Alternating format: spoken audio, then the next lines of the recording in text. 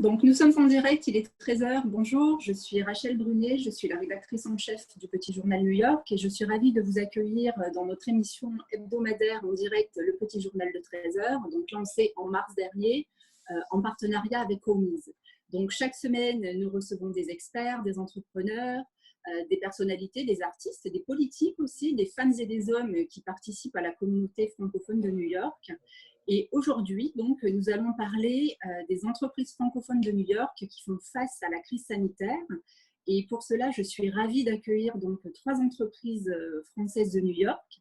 Donc, le traiteur Pistache, donc avec Yvan Bedoué qui est son copropriétaire. Bonjour Yvan. Bonjour Rachel, bonjour tout le monde. Donc, nous accueillons aussi Barnes New York avec Christophe Bourreau qui est son directeur associé. Bonjour Christophe. Bonjour Rachel.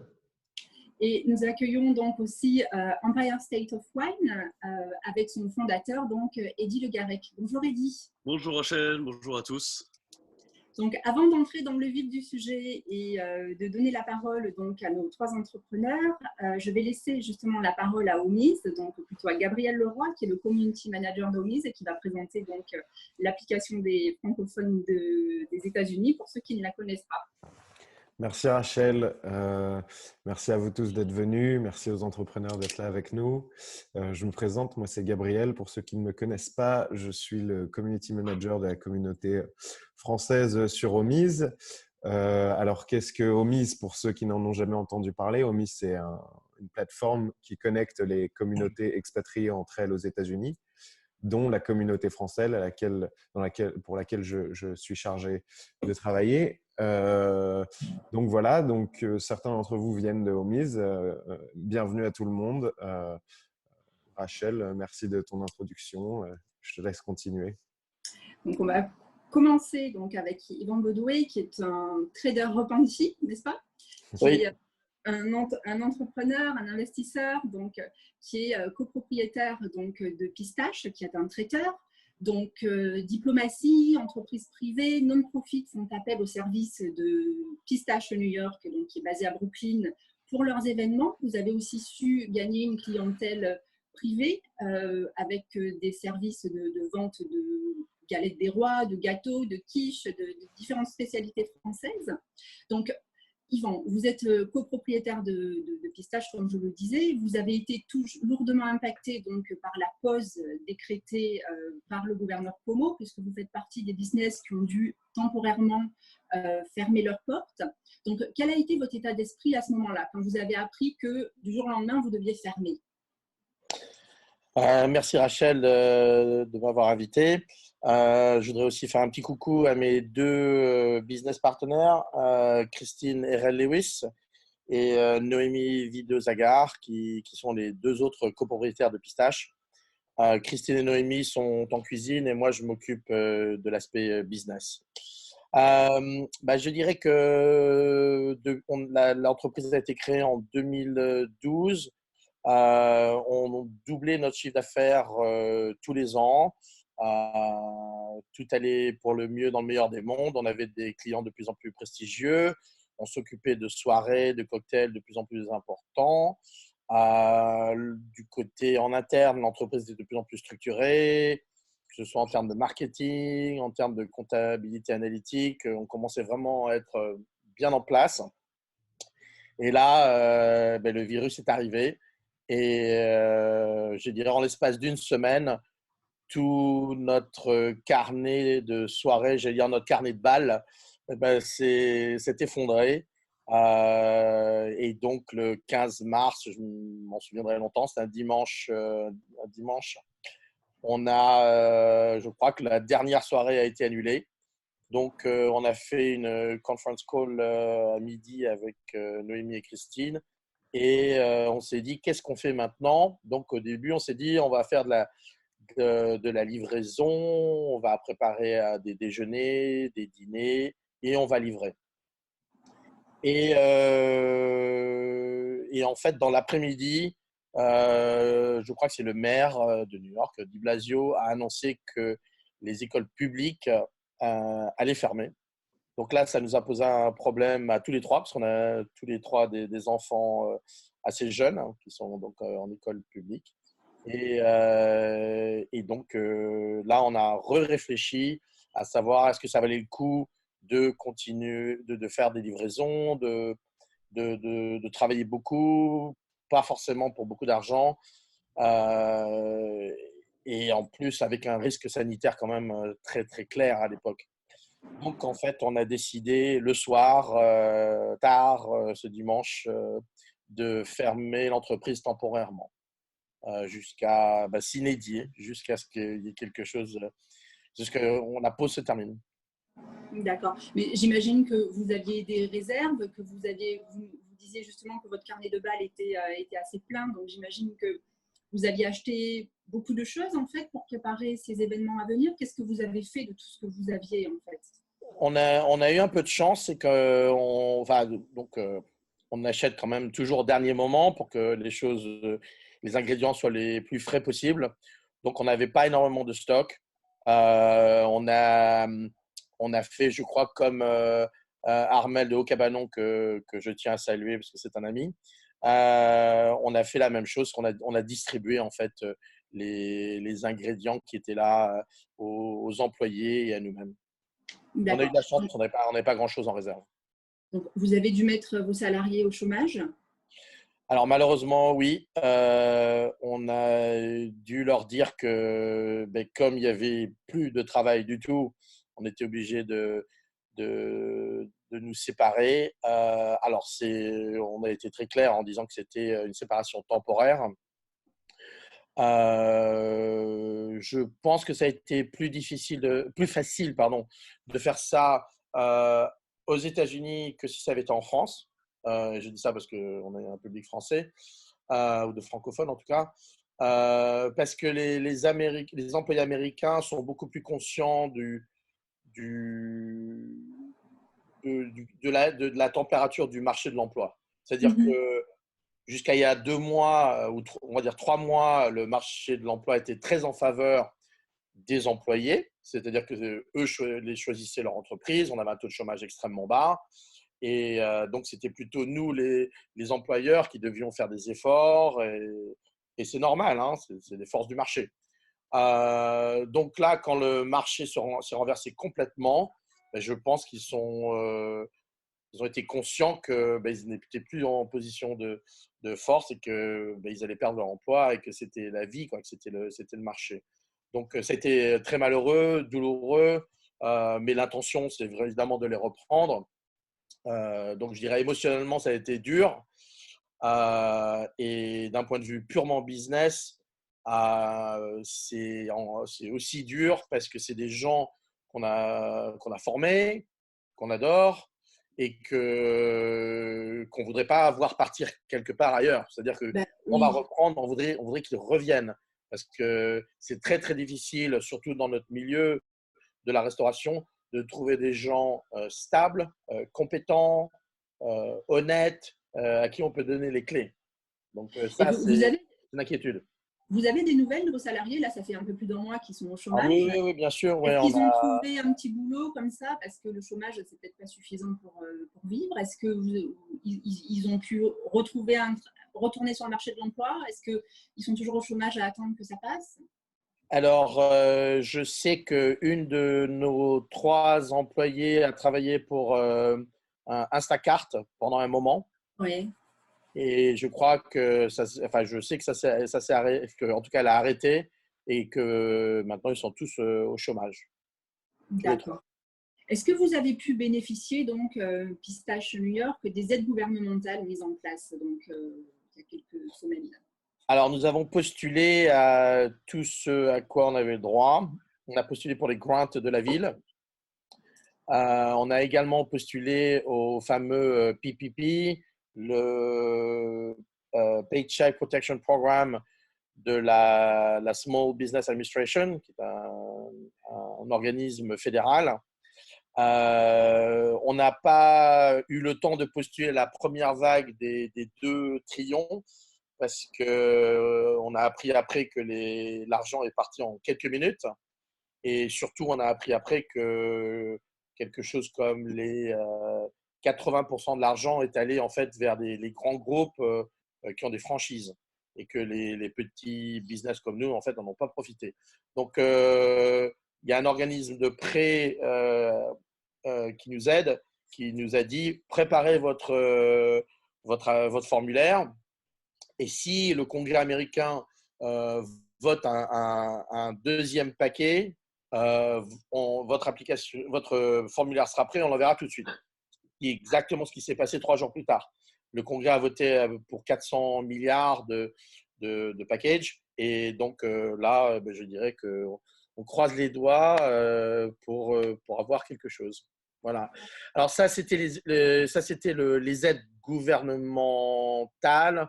Nous, ce qu'on a fait, qui est peut-être un peu original, c'est qu'on a eu à la fois de la chance et on l'a aussi provoqué un peu, c'est qu'on a des clients, on va dire, très généreux qui nous ont offert de prépayer leur consommation de soirée ou de lunch ou de cocktail pour les mois à venir et de les prépayer aujourd'hui.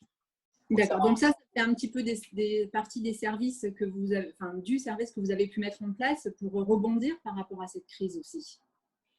Je dirais que là, c'est vraiment purement financier, c'est-à-dire que c'est une avance de trésorerie qu'ils nous font, ce n'est pas un cadeau, ce qui est normal.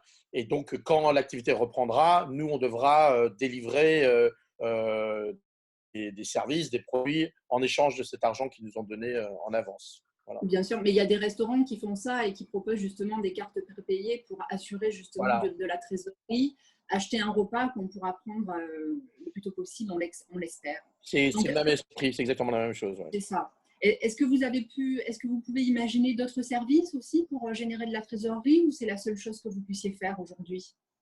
Pour l'instant, on peut, à part des prepayments, on est fermé, hein, donc on ne peut pas faire grand-chose. D'accord. Alors, votre activité est étroitement liée à l'événementiel. Oui. Donc, on nous dit que la distanciation sociale devra être respectée pendant des mois. Donc, quand on travaille dans l'événementiel, comment est-ce qu'on envisage la suite, en fait, en sachant qu'il risque d'y avoir des contraintes, en fait, sur la mise en place d'événements? Ouais, je voudrais dire peut-être 2 ou 3 mots là-dessus. C'est que, bon, effectivement, c'est très difficile de prévoir ce qui va se passer parce que, évidemment, on connaît très mal ce virus. On ne sait pas comment la pandémie va continuer. On ne sait pas, du coup, comment les autorités vont réagir par rapport à ça. Et ce qu'on sait encore moins, c'est comment est-ce que la population en général va réagir aux contraintes. Là, on commence déjà à voir dans certains États des gens qui s'énervent un peu et qui en ont assez du confinement. Donc là, une espèce d'équation multivariable difficile vraiment à résoudre. Donc, je ne suis pas sûr que les gouvernements puissent conserver ce confinement pendant des mois. Enfin, moi, je suis en faveur de faire ce qui est sanitairement raisonnable, évidemment. Donc, je ne suis pas sûr que la distanciation sociale dure pendant 1 an et demi, 2 ans. Je pense qu'il y a une très, très grosse question là-dessus. Donc, pour ce qui est de notre business, l'événementiel, ça, c'est vraiment une résultante de cette question. C'est qu'est-ce qui va se passer? Très difficile à voir. Ce qui est sûr, c'est qu'au début, la distanciation elle sera imposée et il faudra la respecter. Donc, nous, en termes de business, on va sans doute faire des livraisons de lunch, comme ce qu'on avait prévu de faire ce fameux dimanche 15 mars, de faire des livraisons pour le lunch, des livraisons à domicile, d'aider les gens en général, plutôt que de faire des soirées, des cocktails où il y a 100 personnes dans 30 mètres carrés. Bien sûr. Bien sûr. Alors, comment est-ce que la communauté francophone qui nous regarde aujourd'hui, qui regardera le replay peut-être demain, comment est-ce qu'on peut vous aider en fait? Comment est-ce qu'on peut aider et soutenir Pistache New York aujourd'hui?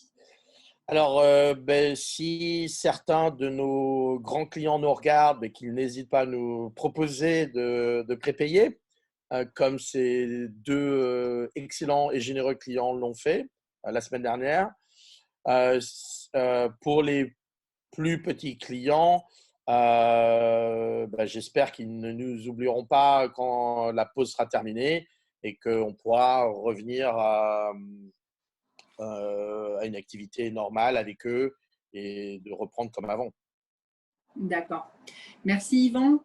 On va Merci, passer du traiteur au monde de l'immobilier, donc avec Christophe Bourreau, qui est le directeur associé de Barnes New York. Donc Christophe, vous avez rejoint le groupe Barnes au début de l'année 2008.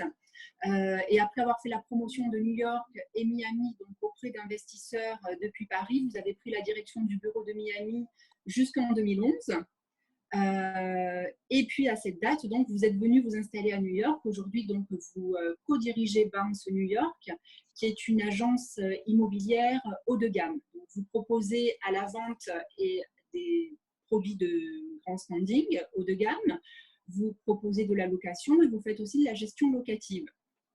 Alors Christophe, dites-moi, comment est-ce que se porte aujourd'hui Barnes New York plus d'1 mois après le début de la pause? Eh bien, 6 semaines après, puisque nous, on a commencé à vraiment arrêter. On s'est calé sur le calendrier français. À partir du moment où la France passait en confinement, notre équipe étant pour beaucoup très française, travaillant beaucoup avec les Français, on s'est un peu adapté à ce calendrier. Donc, en fait, dès mi-mars, on est tous passés en télétravail. Ce qui, pour nous, les agents immobiliers, n'est pas une mission impossible dans la mesure où on passe déjà beaucoup de temps par téléphone, on fait beaucoup d'emails et qui plus est, dans notre secteur de l'immobilier, on travaille avec beaucoup de personnes qui ne sont pas sur place, qui ne sont pas à New York. Donc, réduire les visites, c'est évidemment un vrai challenge pour nous aujourd'hui, d'être dans l'impossibilité de faire des visites de biens immobiliers depuis le 20 mars. Pour autant, notre activité n'a pas vraiment décru en ce qu'elle requiert toujours qu'on soit beaucoup disponible, très disponible par téléphone et par email. Donc, c'est aussi une manière de s'adapter pour nous qui était peut-être un peu plus facile dans notre secteur. Parce qu'on n'a pas besoin d'être dans un bureau pour être actif. En revanche, on ne peut plus faire de visites et c'est une certitude et c'est un vrai problème. Pour ce qui est de nous, dans notre équipe, on est une douzaine de personnes. Donc, même si on parle, beaucoup sont francophones, on parle aussi chinois, portugais, arabe, anglais même, imaginez-le, de temps en temps. Et c'est vrai que pour chaque personne, la situation est un petit peu difficile au sein de notre équipe et même d'une manière plus large pour les agents immobiliers, puisque hors très très rares exceptions, on est sur le schéma de rémunération à la commission exclusivement, sans salaire.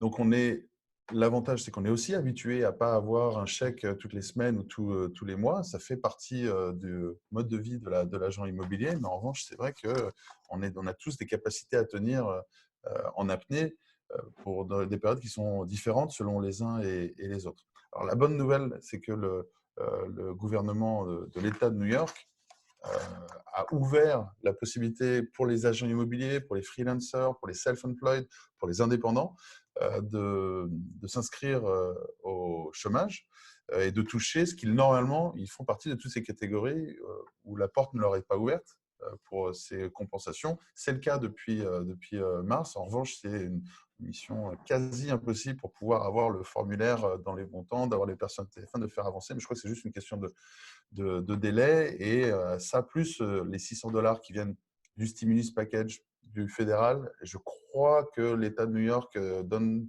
entre 300 et 500 $ par semaine aussi, ce qui permet à beaucoup de frères de pouvoir tenir le coup dans cette période un peu compliquée. Et puis, bien sûr, nous aussi, en tant que société, comme structure, on a un bureau, même s'il est vide et que personne y vient, donc avec des charges, des frais et un loyer, et pour lequel on est également éligible avec ce fameux PPP, ou toutes les aides qu'on peut avoir du SBA.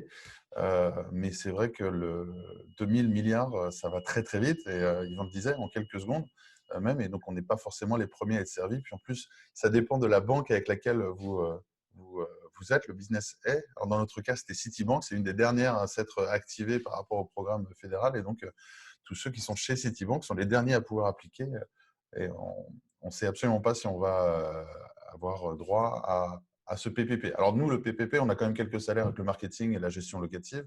Si tous les consultants, eux, sont en commission, puis surtout, on a un loyer qui est une de nos charges fixes les plus importantes. Et vous disiez justement que vous avez des consultants dans votre équipe. Est-ce qu'eux ont pu s'inscrire au chômage? Certains l'ont fait et pour tous ceux qui l'ont fait, tout le monde est toujours en attente d'avoir une application qui doit être traitée. Alors, pour les self-employed, tout le monde se reconnaîtra dans ce schéma qui était un peu bête, pour reprendre le terme de la personne qui s'occupe au niveau de l'État de New York de ce département. Il y avait un mécanisme qui était bête ou stupide, je crois que c'était le terme, puisqu'il faut d'abord appliquer avoir quelqu'un au téléphone qui, alors dans certains cas, c'était plus de 800 tentatives pour avoir une personne qui est nécessaire pour enclencher votre application. Et une fois que vous l'avez, vous attendez 2-3 semaines pour être denied. C'est-à-dire que votre application ne va pas passer puisque vous ne faites pas partie de ces catégories normales. Mais une fois que vous avez été denied, une autre application spécifique à la pandémie vous est disponible. Mais vous pouvez avoir accès à ce formulaire qu'après avoir passé du temps pour passer le premier, pour être finalement refusé. Donc, c'est des délais qui sont très, très longs et pour certains, c'est chaque jour et une aventure quand vous avez des charges. Tout à fait. Christophe, les agents immobiliers ont été reconnus comme travailleurs essentiels donc, à New York, dans l'État de New York. Comment est-ce que chez Barnes New York, vous avez adapté votre métier d'agent immobilier haut de gamme donc, aux restrictions actuelles? Comment est-ce qu'on peut encore vendre et louer quand on ne peut pas faire visiter?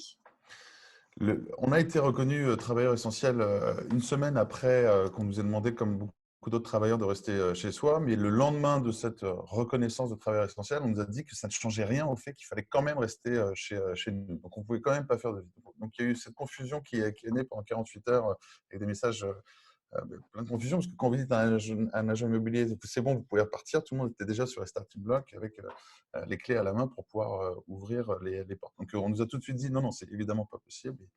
Vous êtes travailleur essentiel, mais ça ne veut rien dire en termes de changement concret. Mais si vous allez sur les sites Internet, les classiques Zillow, Trulia, StreetEasy pour les plus new-yorkais, vous verrez qu'il y a toujours beaucoup d'appartements qui sont proposés à la vente et à la location.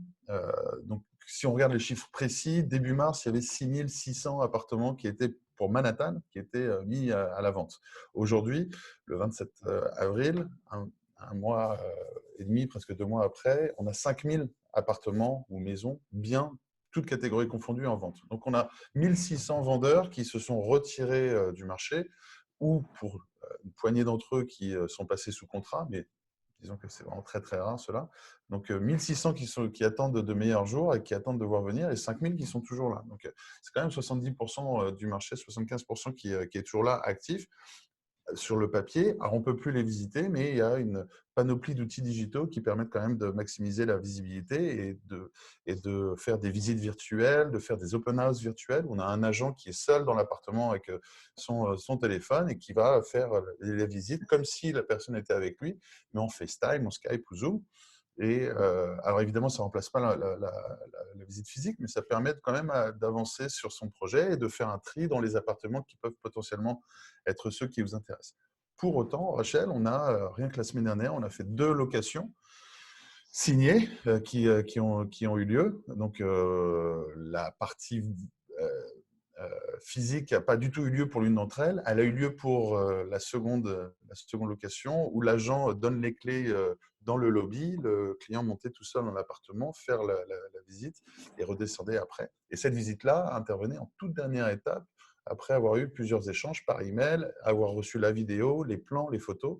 Donc, la visite était vraiment la cerise sur le gâteau, j'allais dire, pour être sûr, par acquis de conscience, que c'était le bon appartement. C'est quand même une location à 15 000 $ pour un bail de 2 ans. Donc, la difficulté du moment engage plus de délais, un petit peu plus d'outils, mais ne gèle pas du tout l'ensemble des transactions. Et les plus courantes, comme celle des locations. Donc aujourd'hui, on peut encore louer un appartement à New York, on peut encore aménager, on peut déménager, on peut sortir d'un appartement, entrer dans un autre appartement.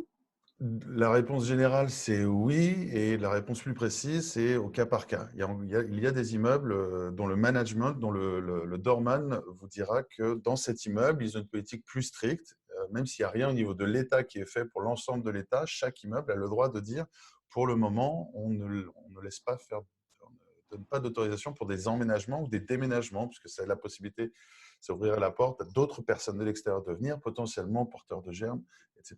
Je dirais que là, dans la majeure partie des cas, c'est possible, mais on a quelques immeubles qui s'y refusent. Donc, si jamais un immeuble empêche des entrées ou des sorties, des emménagements, des déménagements, ça a nécessairement des répercussions sur l'immeuble d'après. Celui qui voulait déménager pour aller dans le nouvel appartement, laisser la place au nouveau locataire, ça fait toute cette équation qui est impactée pour la décision d'un management d'une société.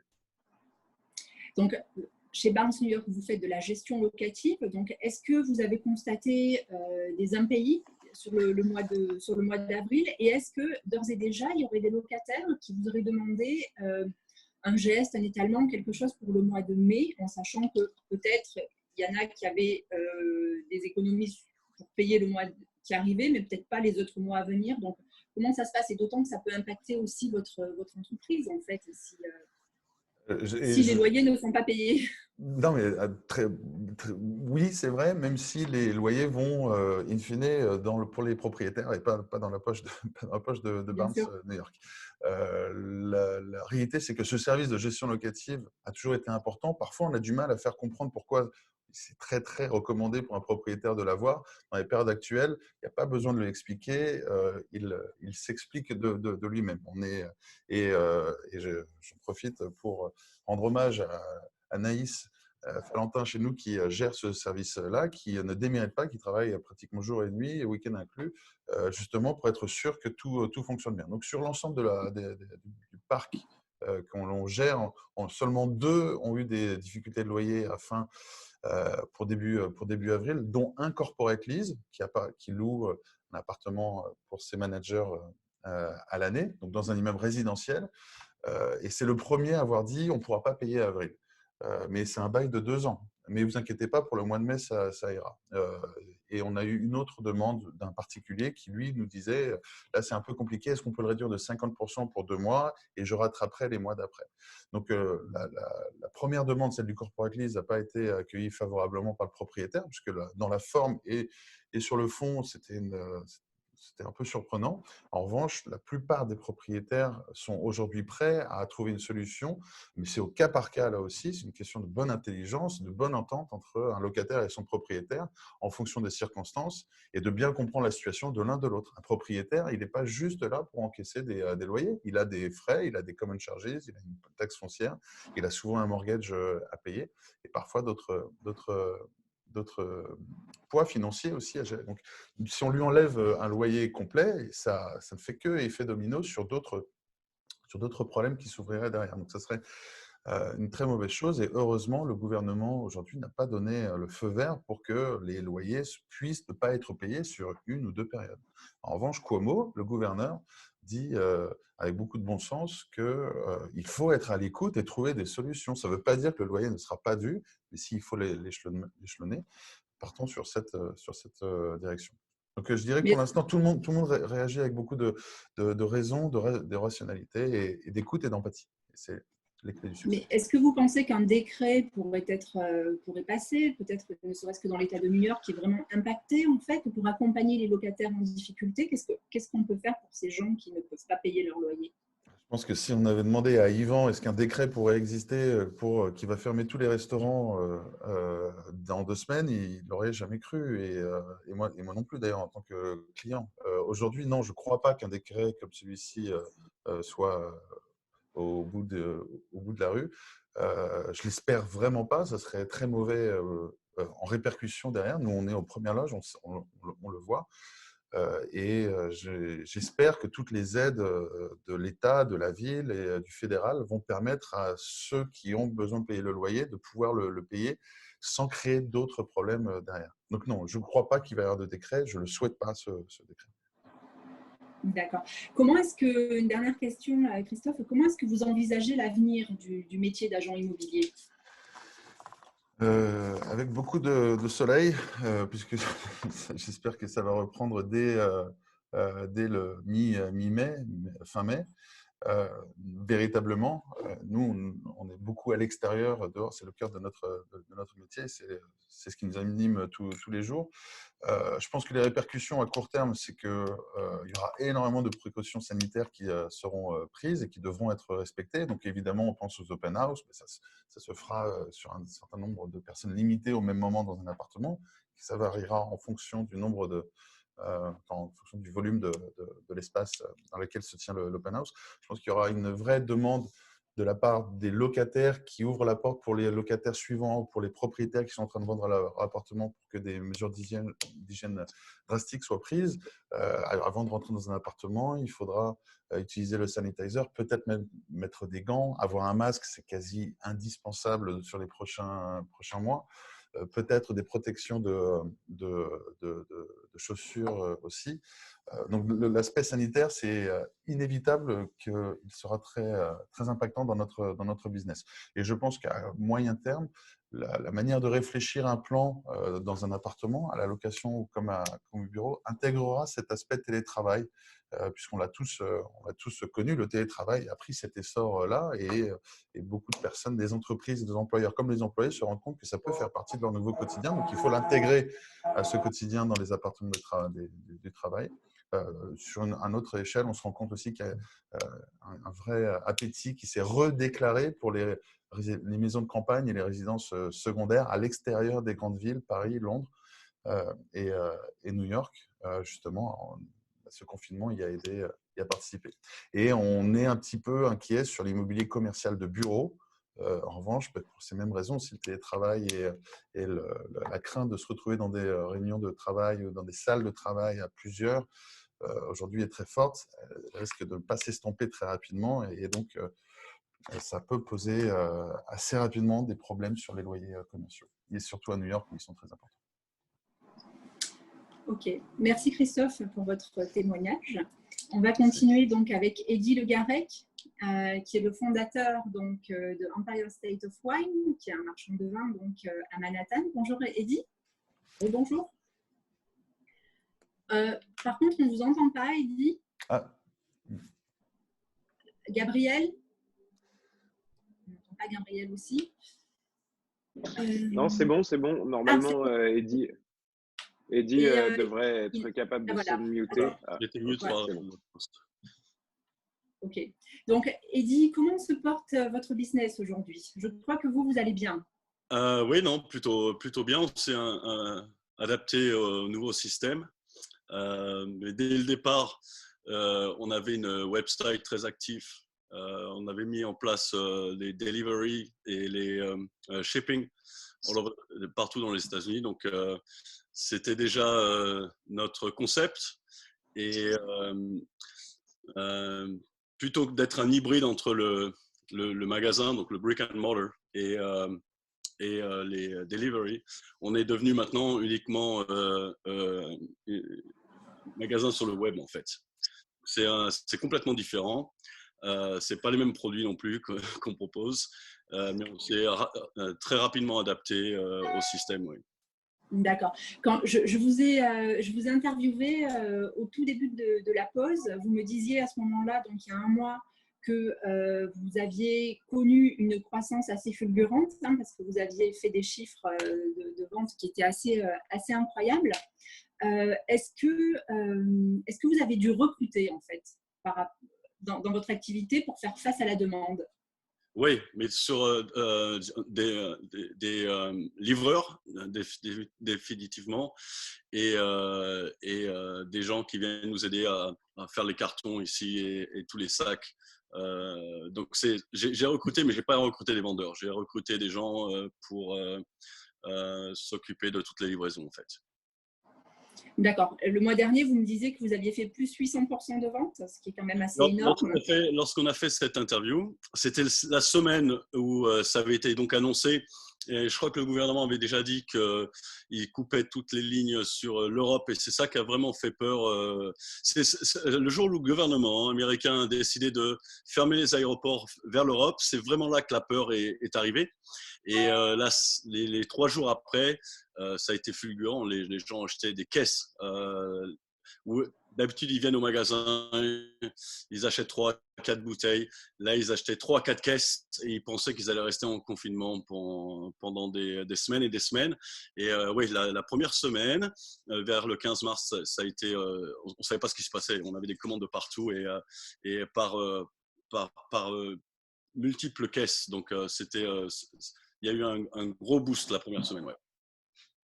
D'accord. Donc, vous expliquez cette croissance par le fait que les clients ont eu peur, en fait, peur d'être renfermés chez eux, peur de ne plus pouvoir acheter de vin, en fait, Oui, c'est ça? ouais, parce qu'au début, ils ne nous avaient pas mis sur essentiel. D'ailleurs, il n'y avait pas de liste Oui. essentielle à l'époque. Et donc, ils ont eu peur certainement de manquer.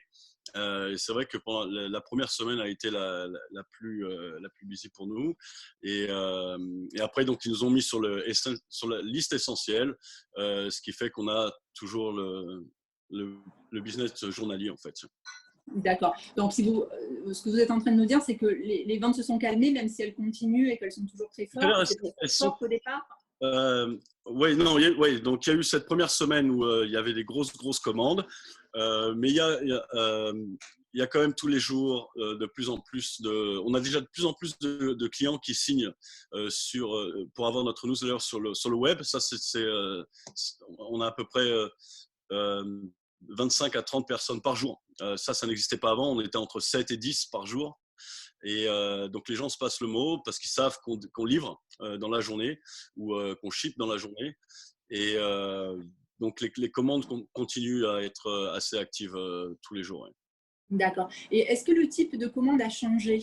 Est-ce que les clients achètent des bouteilles plus chères, est-ce qu'ils achètent, je ne sais pas, plus de champagne? Est-ce que… Alors non, puisqu'on a en fait on est basé avec on a un peu de tout. On a une série qui s'appelle Best Under 15. Donc là on a tous les vins qui sont en dessous de $15. Donc là où ça a changé, c'est que d'habitude les gens achètent 2 ou 3 bouteilles et là ils nous achètent des caisses Under 15. Donc on a beaucoup de caisses où il y a 24 différentes bouteilles mais à envoyer. Ça n'arrivait pas avant. Et autrement, au niveau du high-end, on n'a jamais vendu autant de cristal champagne, par exemple, que ce mois-ci. Les gens se font vraiment plaisir. Et en général, c'était des gens qu'on connaissait, des clients qu'on connaissait. Mais là, on reçoit des commandes sur le web de nouveaux clients qui sans nous connaître, en fait, ils commandent des belles bouteilles. Ouais. D'accord. Et comment est-ce qu'on gère ces stocks en pleine pandémie? Vous avez pas mal de bouteilles européennes, vous vendez du Alors, vin de France, d'Italie, d'Espagne. Est-ce qu'il arrive encore ce vin? Alors voilà, il s'est passé en novembre dernier, en 2019, le gouvernement américain avait subjugué qu'il donnerait 100% de taxes sur tous les vins qui venaient d'Europe. C'était une menace, en fait, mais la plupart des importateurs pensaient pas que c'était une menace et que ça risquait d'arriver. Donc ils ont commandé une année entière de vin. Et donc maintenant, ils se retrouvent avec beaucoup trop de stock. Et en plus, avec le coronavirus, maintenant, ils ont besoin de beaucoup plus de cash flow. Donc, il y a énormément de stock aux US en ce moment. Donc, il n'y a aucun problème de trouver ce dont on veut. D'accord. Donc, que personne ne s'inquiète, il y aura du vin pour tout le monde. Ah oui, non, on va tenir le coup. Est-ce que donc, vous nous disiez tout à l'heure, les clients d'une façon majoritaire, donc ils commandent en ligne, mais il y en a qui viennent chercher leur commande quand même à la boutique. On peut commander en ligne et venir chercher la commande chez vous? Oui, on a un système de pick-up orders. Donc, c'est assez bien parce que souvent les gens veulent construire une caisse entière avant de venir. Donc, lorsqu'on envoie une newsletter le matin, ils choisissent 1, 2, 3 bouteilles. Et une fois que la caisse est finie, soit on la ship, soit ils viennent la chercher. Et donc, c'est un système qu'on a mis en place dès le début. Et les gens étaient accoutumés à ce système. Et donc là, c'est parfait puisqu'il ça s'adapte complètement à ce qu'on vit. Donc, on ouvre la porte, on laisse le paquet dehors, tout est payé, tout est réglé. Il n'y a aucune manipulation à faire et ça convient à tout le monde. D'accord. Je viens de voir une question passée là et qui demande est-ce que vous faites rentrer de nouveaux produits ou est-ce que vous vendez que ce que vous avez en stock? Alors, on a énormément de nouveaux produits, surtout donc du coup maintenant avec les suppliers, ce sont des grosses maisons, ils ont besoin de cash flow et souvent ce qu'ils font avant de se séparer de leur personnel, ils préfèrent brader l'inventaire qu'ils ont. Donc on on importe, on prend énormément de nouvel inventaire avec des prix qui sont complètement extraordinaires, puisque c'est pour compenser le cash flow qu'ils n'ont pas. Donc on a des nouveaux produits tous les jours. Ouais. D'accord. Alors, pour nos auditeurs qui nous écoutent et qui veulent commander donc, chez Empire State of Wine, dites-nous jusqu'où vous livrez, quel est le délai de livraison, quel est le tarif de livraison? Alors, on a mis en place un système fantastique pour tout Manhattan. Tout Manhattan, c'est 4,95 par livraison. En dessous de $150, autrement c'est 15. C'est dans la journée, les livraisons sont faites dans la journée. Et on a un contrat avec FedEx depuis qu'on a ouvert aussi, donc on shippait de Sao Paulo jusqu'à Tokyo. On a un système dans tous les États-Unis, on ship avec FedEx Ground.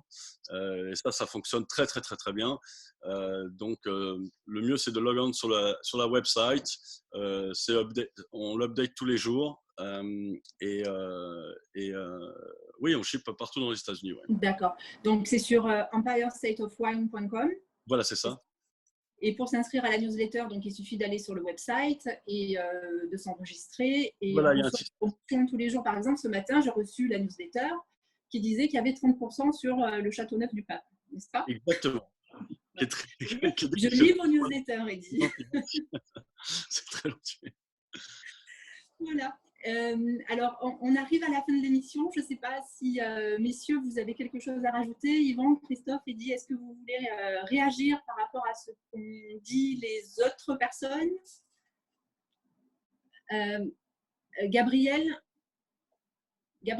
Christophe? Oui, mute. je suis là. Alors, normalement, il est possible qu'il se mute lui-même, non? Voilà. Ok. Bon. C'est bon.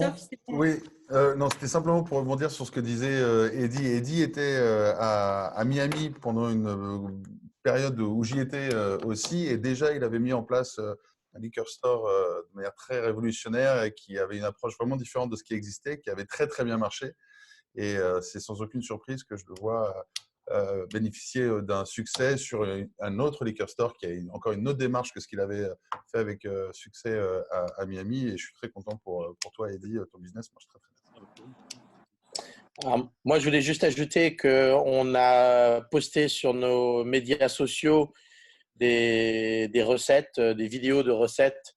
Donc, si les gens s'ennuient à la maison, s'ils ont envie de changer leur quotidien, venez voir Pistache sur Facebook, Instagram, et on va vous montrer quelques recettes. Bon, parfait, merci Yvan. Eddy, est-ce que vous voulez rajouter quelque chose? Brièvement, puisque nous, on est un peu les chanceux du système. Donc, on a toujours 3 vins sur lesquels on reverse 100% des profits au COVID-19 Relief Fund de New York City. Et jusqu'à maintenant, on a soulevé $2 800 de profits qu'on a reversés au système. Donc, on est au courant qu'on est chanceux, qu'on travaille et qu'on peut payer le loyer, etc. Donc, il y a toujours 3 vins. C'est sous le COVID-19 sur le website où c'est 100% des profits retournent. D'accord. Et ces vins changent régulièrement? Oui, ils changent parce qu'il y a we sold out. Et c'est pas un gimmick. C'est souvent quand même un très bon deal sur des très, très, très bons vins. Donc, c'est pas ce qu'on essaie de se débarrasser. C'est vraiment legit.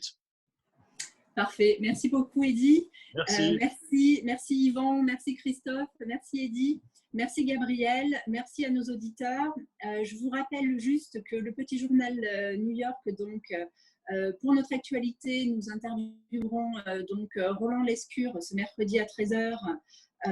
Donc Roland Lescure qui est le député des Français d'Amérique du Nord. Notre prochain rendez-vous, le Petit Journal de 13h, sera lundi prochain, donc le 4 mai à 13h. Ça sera une émission 100% féminin. J'aurai 3 invités femmes qui ont des entreprises orientées vers les femmes, qui soutiennent les femmes. Donc, elles viendront nous raconter tout ça. Après un format 100% homme aujourd'hui, c'est la revanche, c'est logique. Libre, n'est-ce pas?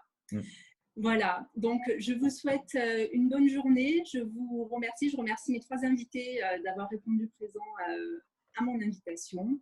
Et je vous dis à mercredi, à plus tard dans les colonnes du Petit Journal. Et surtout, restez chez vous. Merci, au revoir. Merci beaucoup. Merci Rachel. Merci, au revoir. Merci Rachel. Merci à vous. Merci, Au revoir. au revoir.